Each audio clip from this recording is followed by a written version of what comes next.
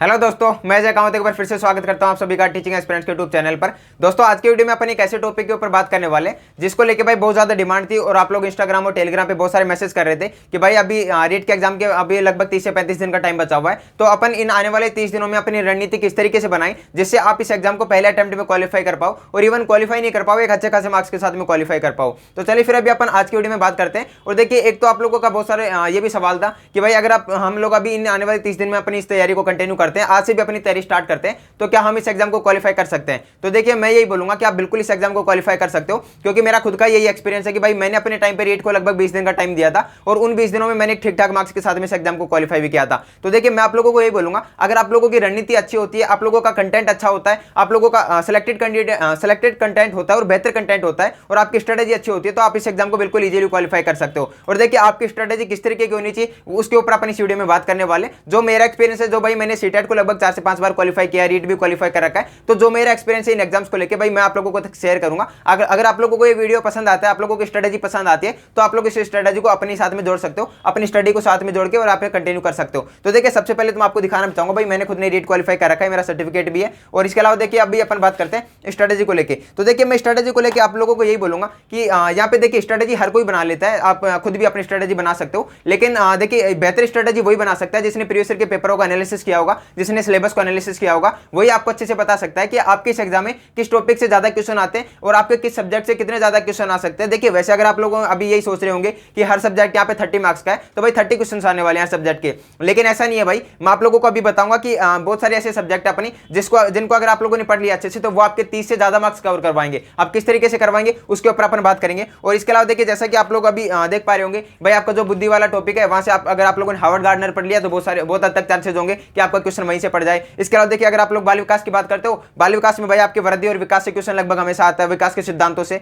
इसके अलावा आपका बाल्यावस्था से ज्यादा क्वेश्चन पूछे जाते हैं, वंशानुक्रम वातावरण से क्वेश्चन पूछा जाता है। इसके अलावा भाई अगर आप लोग व्यक्तित्व की बात करते हो, तो वहां पे आपका कैटल और प्रक्षेपी विधियों से ज्यादा क्वेश्चन आते हैं। तो भाई इस तरीके से आपके यहाँ पे अधिगम क्षमता से क्वेश्चन आता है। तो भाई यहाँ पे आपके कुछ ऐसे टॉपिक है, कुछ ऐसे सब्जेक्ट है जो आपको यहाँ पे बाकी स्टूडेंट से आगे पहुंचा सकते हैं। वैसे देखिए, यहाँ पे आपका कॉम्पिटिशन खुद के साथ में, बाकी स्टूडेंटों के साथ में लिए, तो भाई आपको इस एग्जाम में कुछ ऐसे सब्जेक्ट, कुछ ऐसे टॉपिक्स यहाँ पे टारगेट करने होंगे जो जिनको आप कम टाइम देके भी अच्छे खासे मार्क्स के साथ अपने स्कोर कर सकते हो और अपने इस एग्जाम को क्वालिफाई कर सकते हो। चलिए फिर अभी अपन एक एक करके बात कर लेते हैं। देखिए, सबसे पहले मैं आप लोगों को यहाँ पे इसके अपना जो एग्जाम पैटर्न है, अपना इसका रिव्यू देना चाहूंगा एक बार। वैसे सभी स्टूडेंट्स को पता भी होगा, लेकिन फिर भी मैं आप लोगों को एक बार बताना चाहूंगा कि देखिए, यहाँ पे आपका 30 क्वेश्चन का सीडीपी होगा, जिसमें आपका साइकोलॉजी होगा। आपके इसके अलावा 15+15 मतलब कि यहाँ पे 15 क्वेश्चन आपके हिंदी व्याकरण के होंगे, 15 क्वेश्चन आपके हिंदी के टीचिंग मेथड्स के होंगे। और इसके आगे अगर आप लैंग्वेज 2 की बात करते हो, भाई लैंग्वेज 2 में बहुत सारे स्टूडेंट ऐसे होंगे जिन्होंने इंग्लिश चूज की होगी, बहुत सारे ऐसे होंगे जिन्होंने संस्कृत चूज की होगी। तो भाई आपके यहाँ पे 15 क्वेश्चन ग्रामर के होंगे, जिसमें व्याकरण होगी आपकी, और 15 क्वेश्चन में आपके यहाँ पे टीचिंग मेथड्स होंगे लैंग्वेज 2 में। इसके अलावा देखिए, ईवीएस की अगर मैं बात करता हूँ, ईवीएस में बहुत बार ऐसा भी देखा गया है कि भाई यहाँ पे आपको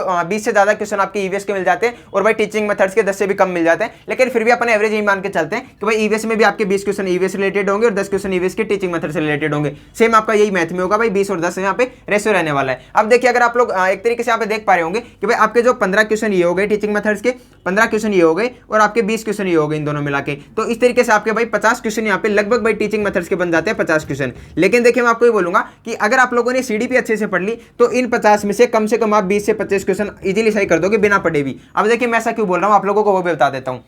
देखिए, सबसे पहले अगर मैं अपनी साइकोलॉजी को जो 5वीं यूनिट है अपनी, उस 5वीं यूनिट के कुछ टॉपिक्स यहाँ पे दिखा रहा हूँ आप लोगों को। 5वीं यूनिट में अपना एक टॉपिक है भाई यहाँ पे शिक्षण अधिगम प्रक्रिया, एक आपका एनसीएफ 2005, इसके अलावा एक आपका आरटी एक्ट 2009, मापन मूल्यांकन सीसीई, जिसमें आपको सतत एवं व्यापक मूल्यांकन आता है। इसके अलावा उपचारात्मक शिक्षण और आपकी एनईपी 2020 अभी आपका नया टॉपिक जोड़ा इसमें। और इसके अलावा आपके यहाँ पे कुछ बाल कल्याणकारी योजनाएं भी आपको देखने को मिल जाएंगी। तो इस तरीके से आपकी 5वीं यूनिट अपनी, और इस 5वीं यूनिट में देखिए, अभी आप लोग एक चीज देख पा रहे होंगे कि भाई आपका जो मापन है मूल्यांकन है, इसके अलावा आपका देखिए मापन है मूल्यांकन है, सीसीई है, आपका एनसीएफ 2005 शिक्षण अधिगम की प्रक्रियाएं हैं, आरटी एक्ट 2009, उपचारात्मक शिक्षण, निदानात्मक शिक्षण हो गए। तो भाई ये कुछ ऐसे टॉपिक है जो आपको लगभग हर सब्जेक्ट के, जितने भी आपके सब्जेक्ट हैं, हर सब्जेक्ट की टीचिंग मेथड्स में भी देखने को मिलेंगे। तो इससे आप लोग एक चीज देख पा रहे होंगे कि भाई देखिए, ये आपकी जो यूनिट है, इसके 5 क्वेश्चन आपके सीडीपी में तो आने वाले ही है। इसके अलावा 5 क्वेश्चन के अलावा भाई ये आपके हर सब्जेक्ट की टीचिंग मेथड्स में कम से कम आपको 5-5 मार्क्स वहां पे भी दिलवा देगी। तो इस तरीके से भाई आपके यहाँ पे ये आपकी जो यूनिट है, कम से कम भाई 20 से 25 मार्क्स की ये अकेली यूनिट हो जाती है यहाँ पे।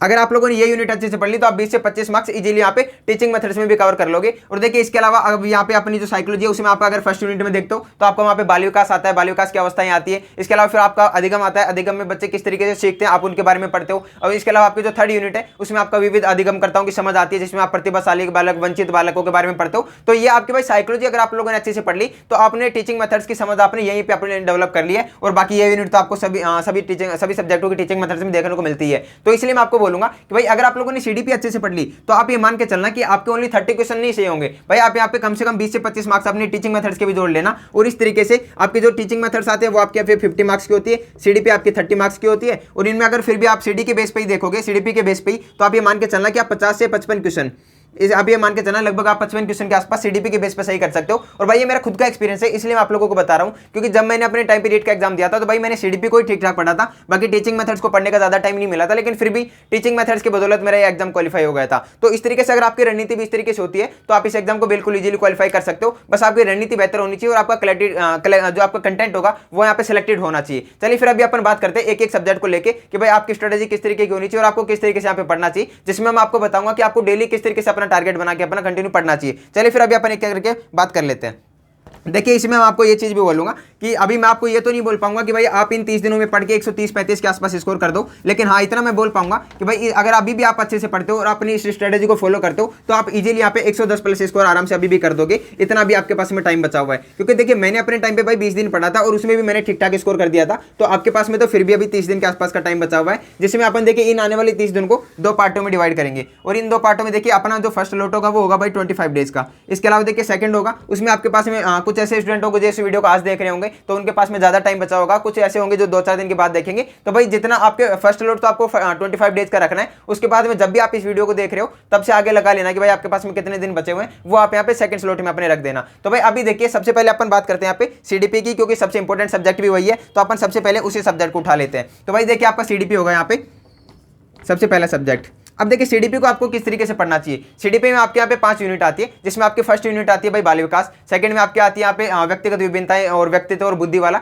इसके बाद में थर्ड आपकी आती है यहाँ पे आपके विविध अधिगमकर्ताओं की समझ आती है। फोर्थ में आपका यहाँ पे आता है अधिगम, और 5वीं आपकी आती है जो मैंने अभी आपको यहाँ पे बताई सारी, जिसमें आपके एनईपी 2020 हो गए, एनसीएफ 2005 हो गए। वैसे एनईपी 2020 आपका भी नया टॉपिक जुड़ा है इसमें। और इसके अलावा आपके यहाँ पे बाल कल्याणकारी योजनाएं भी होंगी, उपचारात्मक शिक्षण होगा, मापन मूल्यांकन होगा, सीसीई होगा, वो सारे आपके यहाँ पे 5 यूनिट में देखने को मिल जाती है। तो भाई ये आपकी 5 यूनिट है। तो और अभी आपके पास में यहाँ पे 25 डेज का स्लॉट है अपना। तो अपने को देखिए इसमें मैंने 25 डेज का इसीलिए रखा है क्योंकि अपना जो आने वाले 25 डेज होंगे उनमें अपने को सबसे पहले अपना सिलेबस कंप्लीट करना है। सिलेबस किस तरीके से कंप्लीट करोगे, तो देखिए इसमें मैंने आपको बताया कि आपके 5 यहाँ पे यूनिट है और आपके पास में 25 दिन का टाइम है। तो इसका मतलब ये है कि भाई आपको हर एक यूनिट को यहाँ पे 5 दिन का टाइम देना है। अगर आप लोग हर एक यूनिट को 5 दिन का टाइम देते हो तो आपके 25 दिन में यहाँ पे 500 यूनिट कंप्लीट हो जाती है, अगर आप इस तरीके से पढ़ते हो तो। और देखिए अपनी जो अपना टारगेट होगा, अगर आप लोग आज ये वीडियो देख रहे हो तो आप कल से ही अपना टारगेट कर लेना, या फिर आज से ही अपना टारगेट कर लेना कि आपको यहाँ पे आने वाले 5 दिनों में अपनी फर्स्ट यूनिट कंप्लीट करनी है यहाँ पे। और देखिए कहां से करनी है अब उसके ऊपर भी अपन बात कर लेते हैं।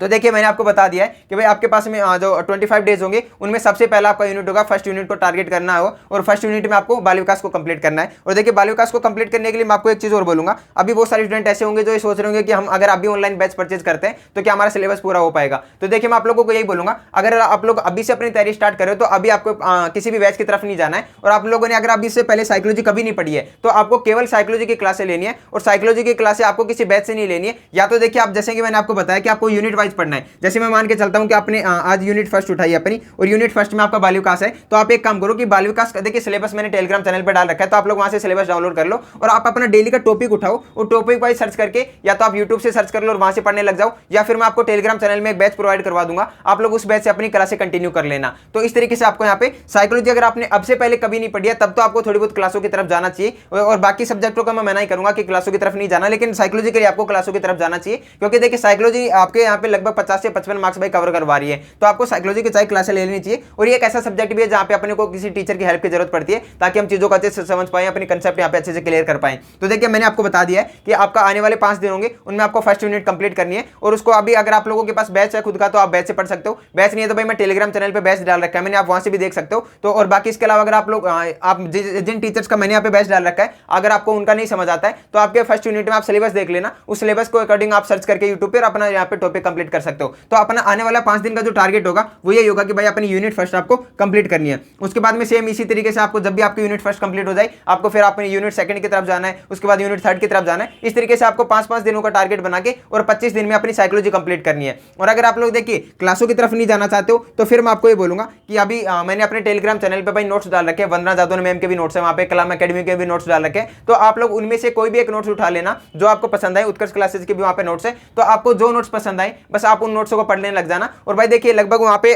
हर एक सब्जेक्ट में आपको यहाँ पे लगभग 200 के आसपास पेजों में नोट्स मिलेंगे। तो अब भाई आपका यहाँ पे टारगेट होना चाहिए फिर कि भाई आप यूनिट वाइज वहां पे नोट्सों को कंप्लीट करो, कि भाई आपके फर्स्ट यूनिट में जो नोट्स है आप उनको आने वाले 5 दिनों में कंप्लीट कर लो, फिर सेकंड यूनिट की तरफ चले जाओ। इस तरीके से आपको वहां पे यूनिट वाइज अपने नोट्स कंप्लीट करने हैं। तो भाई मैंने साइकोलॉजी के लिए आपको 2 यहाँ पे सोर्सेज बताएं, जिसमें भाई एक तो या तो आप ऑनलाइन क्लासेज की तरफ जा सकते हो, और ऑनलाइन क्लासेज की तरफ आपको तभी जाना है जब भाई आपने अब से पहले साइकोलॉजी नहीं पढ़ी हो। अगर आपने अब से पहले साइकोलॉजी पहले पढ़ रखी है, किसी का बैच ले रखा है, तो फिर आपको यहाँ भी अभी अपने नोट्स पढ़ने चाहिए और ज्यादा से ज्यादा प्रैक्टिस करनी चाहिए क्वेश्चंस की। तो भाई आपका साइकोलॉजी के लिए होगा। और इसके अलावा देखिए अगर अपन चलते हैं अभी अपने सेकंड टॉपिक, अपने सेकंड सब्जेक्ट के ऊपर, तो भाई देखिए साइकोलॉजी के ऊपर मैं ज्यादा कुछ आपको अपनी तरफ से स्ट्रेटेजी इसलिए नहीं बता रहा क्योंकि देखिए साइकोलॉजी एक ऐसा सब्जेक्ट है जिसमें भाई अगर कोई स्टूडेंट पहली बार पढ़ रहा है तो उसको यहाँ पे टीचर की हेल्प की जरूरत होती है। और अगर आप लोगों ने थोड़ी भी यहाँ पे अपनी अंडरस्टैंडिंग बना रखी है पहले से, तो फिर आपको टीचर की हेल्प की जरूरत नहीं है, आप यहाँ पे नोट्स पढ़ के भी अपना कवर कर सकते हो। तो इस तरीके से भाई अपना टारगेट कर लेना, हर एक 5 दिन में अपना एक यूनिट कंप्लीट हो जानी चाहिए। इसके अलावा अगर अपन चलते हैं अपने सेकंड सब्जेक्ट के ऊपर, तो देखिए सेकंड और थर्ड सब्जेक्ट को मैं यहाँ पे साथ लेके चलूंगा, क्योंकि सेकंड सब्जेक्ट में ले रहा हूँ यहाँ पे हिंदी,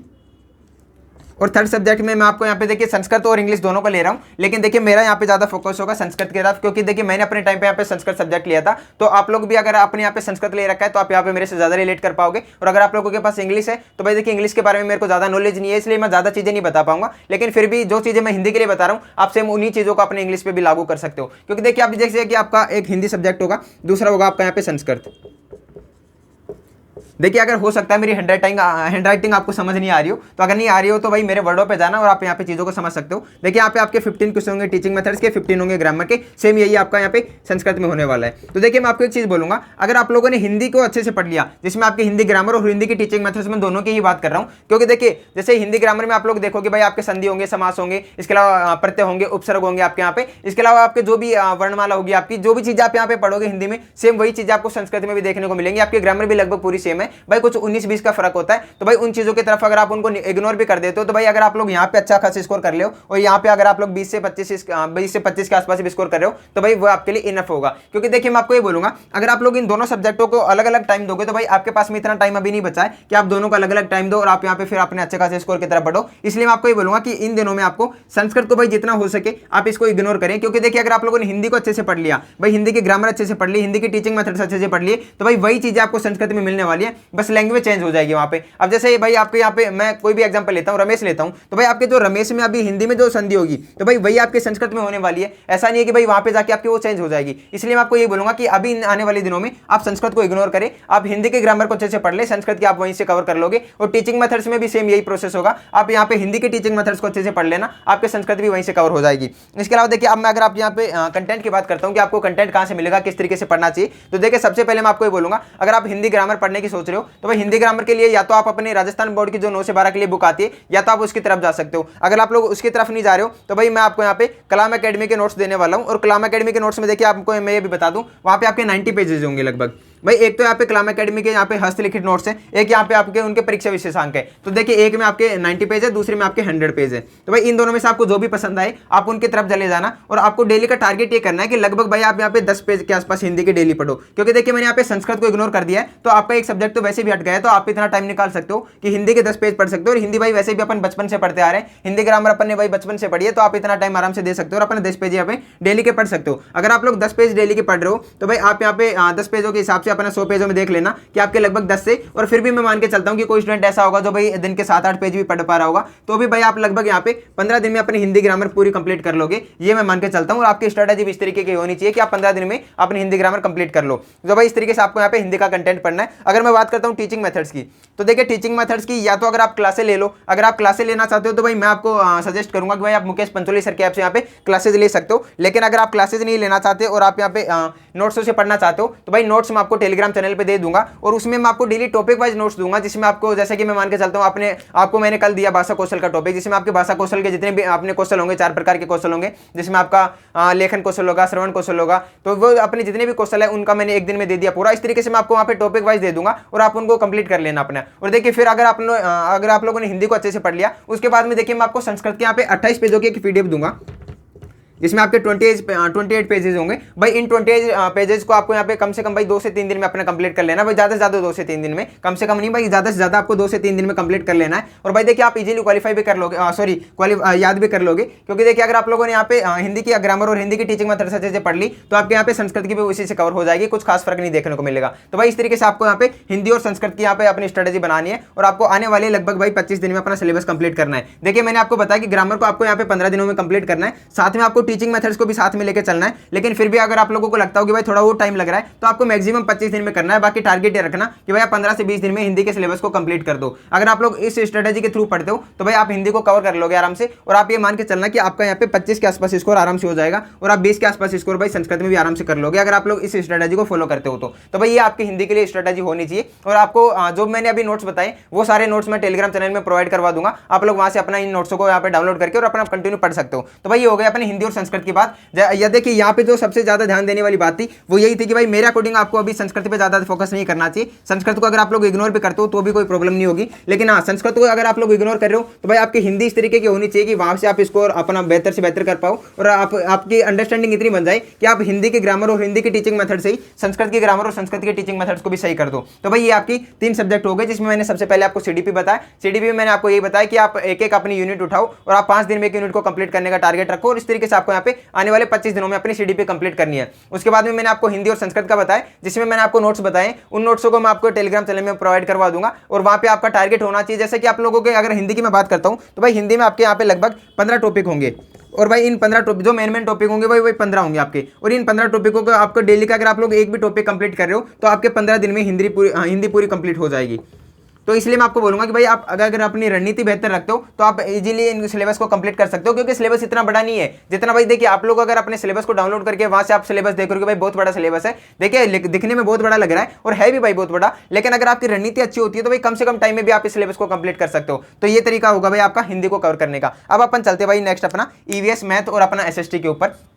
तो देखिए ईवीएस के लिए मैं आपको ये बोलूंगा भाई ईवीएस का सिलेबस अपने इस पूरे रीट के सिलेबस में सबसे बड़ा जो मेरे को लग रहा है, अभी अगर लेवल 1 की बात करता हूं तो लेवल 2 में तो खैर पूरा सिलेबस भाई एसएसटी का और साइंस का बहुत बड़ा है, लेकिन अगर मैं लेवल 1 की बात करता हूं तो वहां पे आपका भाई ईवीएस का सिलेबस सबसे बड़ा है। अब देखिए ईवीएस को आपको किस तरीके से कवर करना चाहिए। देखिए ईवीएस के लिए अभी आपको क्लासेस किसी की भी नहीं लेनी चाहिए, क्योंकि इतना टाइम नहीं बचा है कि आप क्लासों की तरफ जाओ। और ईवीएस भाई एक ऐसा सब्जेक्ट है जो आपके इसमें लगभग मेरे अकॉर्डिंग भाई सबसे ईजी सब्जेक्ट होगा अगर आप ईवीएस को कवर करते हो तो। देखिए ईवीएस के लिए मैं आपको ये बोलूंगा, ईवीएस में भी आपको सेम यहाँ पे भाई स्कोर वही होगा, 20 क्वेश्चन आपके ईवीएस के आएंगे, 10 क्वेश्चन ईवीएस के टीचिंग मेथड्स के आएंगे। तो देखिए भाई ये जो 10 क्वेश्चन ईवीएस के टीचिंग मेथड्स के हैं इनको तो आपको बिल्कुल भी नहीं छोड़ना है। यहाँ पे आपको ज्यादा से ज्यादा स्कोर करने की कोशिश करनी है, जिसमें भाई आप 8, 10, 7 या जितना भी स्कोर कर पाओ उतना बेहतर होगा। आप ज्यादा से ज्यादा स्कोर करने की सोचो। लेकिन जो ये आपके 20 क्वेश्चन है भाई यहाँ पे मैं आपको बोलूंगा कि आपको ज्यादा चीजों में यहाँ पे टाइम वेस्ट नहीं करना है, क्योंकि देखिए आपकी बार इसमें राजस्थान जीके के भी कुछ टॉपिक जुड़े, तो आप अगर इन सभी सब्जेक्टों को इन सभी टॉपिक्स को पढ़ने बैठोगे राजस्थान जीके को भी, तो भाई आपको यहाँ पे बहुत ज्यादा टाइम लग जाएगा और इतना टाइम आपके पास में भी नहीं बचा है। तो इसलिए मैं देखिए यहाँ पे आपको कुछ चीजें सजेस्ट करना चाहूंगा।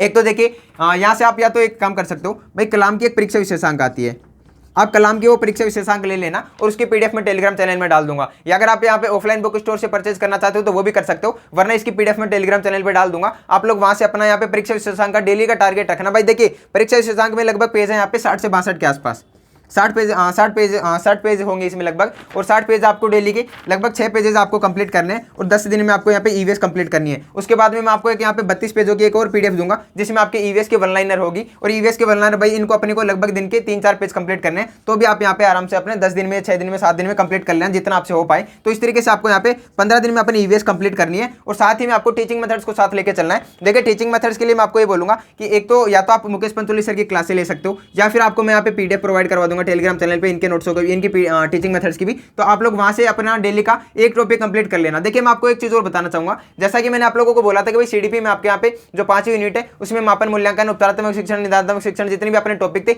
वो टॉपिक भाई आपको यहाँ पे दोबारा से पढ़ने की जरूरत नहीं पड़ेगी, क्योंकि अगर आप लोगों ने वहां से अच्छे से पढ़ लिया तो भाई यहाँ पे आप एक बार सरसरी तौर पर उनका रिवीजन कर लेना और आपके वहीं से कवर हो जाएगा। तो भाई एक तरीके से अगर आप लोगों ने वो यूनिट अच्छे से पढ़ ली थी तो आपके ईवीएस की टीचिंग मेथड्स और मैथ की टीचिंग मेथड्स, हिंदी और संस्कृत की टीचिंग मेथड्स आदि से ज्यादा तो वहीं पे कवर हो जाती है। बाकी बस थोड़ा बहुत आपको देखने को मिलेगा यहाँ पे एक्स्ट्रा, तो आप उसको देख सकते हो।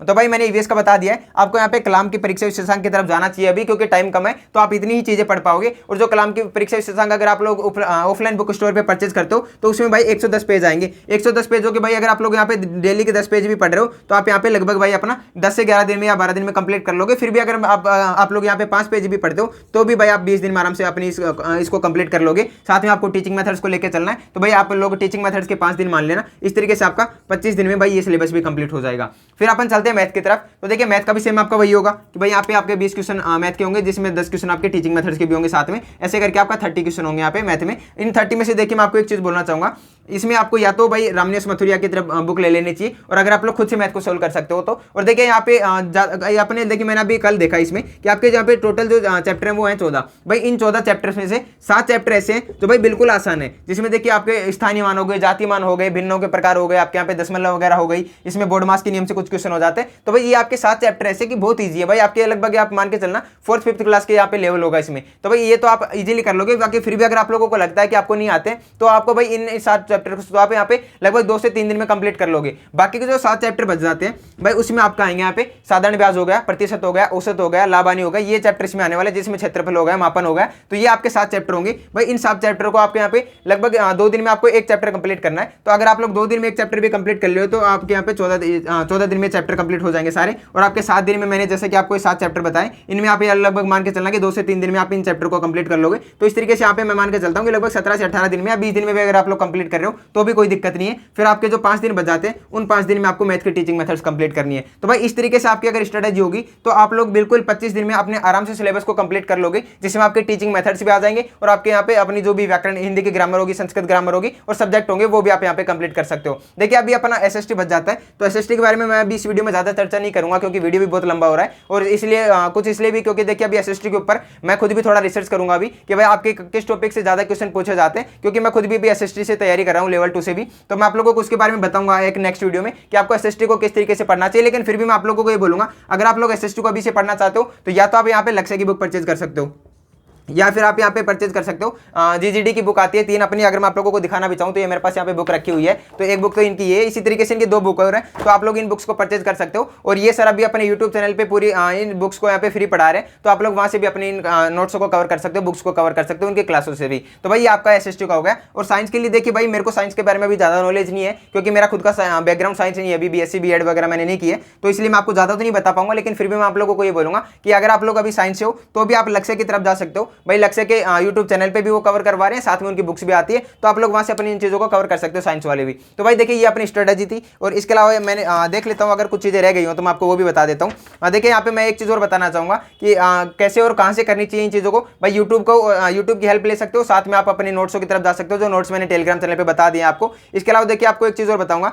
जिन स्टूडेंट्स के मैथ कमजोर है तो भाई वो ऐसे मैथ को देख के घबराए नहीं कि भाई इसमें मैथ आ गई है। तो अगर आप लोग एक बार सिलेबस का एनालिसिस करोगे तो उसमें आप ज्यादातर चीजें तो ऐसी देखोगे जो भाई बिल्कुल आसान है, जो आपने बचपन से पढ़ी है, तो आप लोग वैसे बिना पढ़े भी भाई बहुत सारी चीजें सही कर सकते हो। और अगर आप लोगों ने थोड़ा सा भी मैथ को टाइम दे दिया तो आप यहाँ पे अच्छे खासे स्कोर की तरह भी बढ़ सकते हो। फिर इसमें नेगेटिव मार्किंग भी नहीं है, तो भाई आप लोगों के इतने तो तुक्के भी लग जाते हैं थोड़े बहुत। तो भाई ये आपका ये हो गया एक। इसके अलावा देखिए शिक्षण विधियों का मैंने बता दिया, हिंदी की शिक्षण विधि आपको मुकेश पंचोली सर की या तो यूट्यूब चैनल से कर लो, या फिर मैं टेलीग्राम चैनल पर नोट्स दे रहा हूँ, आप उन नोट्सों से भी कवर कर सकते हो। और देखिए संस्कृत के लिए आपको यहाँ पे ज्यादा कुछ भी नहीं पढ़ना है, संस्कृत को आप थोड़ा बहुत इग्नोर करके ही चलना। अगर आप लोग हिंदी पर अच्छी अपनी पकड़ कर लेते हो तो संस्कृत भी वहीं से कवर हो जाती है। बाकी आपको थोड़े बहुत जब अगर आपके पास में थोड़ा बहुत टाइम बचता है एक्स्ट्रा तो फिर आप संस्कृत को देख सकते हो।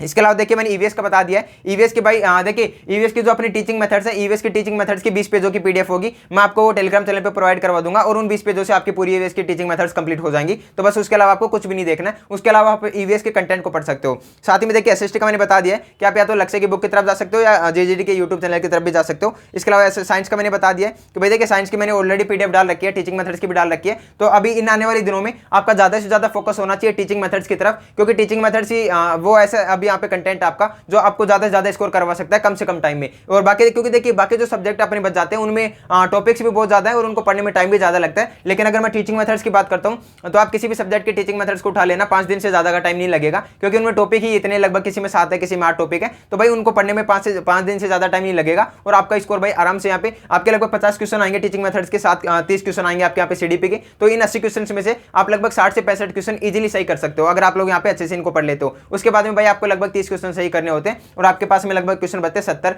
जिसमें आपके भाई सब्जेक्ट भी होगा, इसके अलावा आपके हिंदी और संस्कृत भी होगा, तो वहां से भी आप कवर कर सकते हो। तो भाई अपनी स्ट्रेटेजी थी जिसमें मैंने आप लोगों को बताया पूरे अपने सब्जेक्टों को एक एक करके, और इसमें मैंने एसएसटी और साइंस का भी बताया, लेकिन एसएसटी को लेकर मैं एक बार अलग से वीडियो भी बनाऊंगा। और देखिए मैं आपको एक चीज और बता देता हूं भाई, लास्ट टाइम पे आपके लिए मॉक टेस्ट भाई बहुत ज्यादा इंपॉर्टेंट हो जाते हैं। जो मैंने आपको वहां पे सेकंड स्लॉट आपका रखा था वो मैंने मॉक टेस्ट के लिए ही रखा था। और भाई मॉक टेस्ट आपको ज्यादा भी नहीं तो कम से कम आपको 10 मॉक टेस्ट तो लगा के जाने हैं, और वो 10 मॉक टेस्ट आपके होने चाहिए ऑनलाइन, सॉरी आपका ऑफलाइन होना चाहिए ओएमआर शीट पे, ताकि आपको यहाँ पे गोले भरने की प्रैक्टिस हो पाए। आपका जब भी आप एग्जाम हॉल में बैठो तो वहां पे आपका टाइम मैनेजमेंट अच्छे से हो पाए। तो उसके लिए आपको ऑफलाइन प्रैक्टिस ज्यादा से ज्यादा करनी है, और जितना हो सके भाई प्रीवियस ईयर के पेपरों का पहले आपको प्रैक्टिस करनी चाहिए, क्योंकि प्रीवियस ईयर के क्वेश्चन से एक तो आपकी अंडरस्टैंडिंग बच जाती है, साथ ही में वहां से क्वेश्चन भी बहुत ज्यादा रिपीट हो जाते हैं। तो आप लोगों को सबसे पहले पीवाईक्यू की प्रैक्टिस करनी है। और देखिए पीवाईक्यू की प्रैक्टिस मैं अपने इंस्टाग्राम चैनल पे, इंस्टाग्राम आईडी पे भी करवा रहा हूं। आप लोग अगर आप लोग अभी तक वहां पे नहीं जुड़े हो तो आप लोग इंस्टाग्राम पे भी जुड़ सकते हो, आपको कमेंट बॉक्स में वहां पे लिंक मिल जाएगी, तो आप लोग इंस्टाग्राम पे जुड़ सकते हो। साथ ही में भाई टेलीग्राम चैनल ज्वाइन करना बिल्कुल भी मत भूलना, क्योंकि सारे नोट्स वगैरह आपको टेलीग्राम चैनल पे मिलने वाले हैं। तो आई होप कि आपको स्टडी पसंद आई होगी। अगर आप लोगों को पसंद आती है तो आप लोग अपनी स्टडी के साथ में इस स्ट्रेटेजी को जोड़ सकते हो और आप एक बेहतर स्कोर की तरफ भी बढ़ सकते हो। तो चलिए फिर अभी तो आज की वीडियो में इतना ही था। बाकी एसएसटी के लिए जल्दी मिलते हैं अपने किसी नेक्स्ट वीडियो में नेक्स्ट टॉपिक के साथ। तब तक के लिए जय हिंद, जय भारत।